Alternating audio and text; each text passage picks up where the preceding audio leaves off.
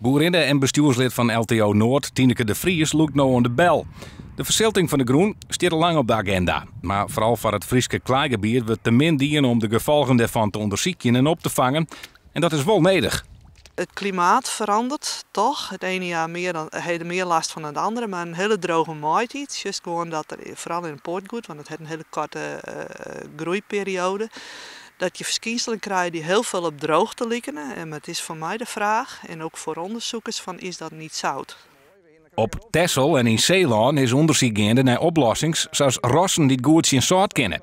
Maar dat onderzoek jocht hem haast volslijn op zongroen. En daar hebben de Frieske kleiboeren niet aan.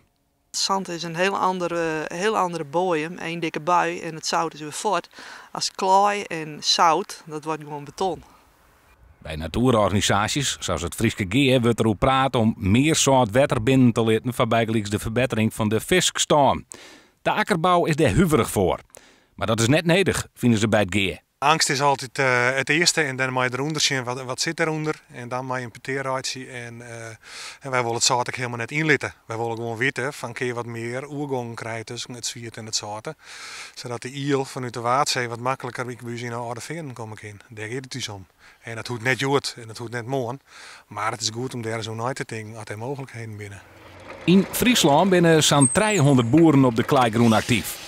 Haar bestaan rent voor eerst nog geen gevaar, maar ze moeten wel wekker worden. Ik denk dat bij een heel soort collega's ook gewoon nog landen moet.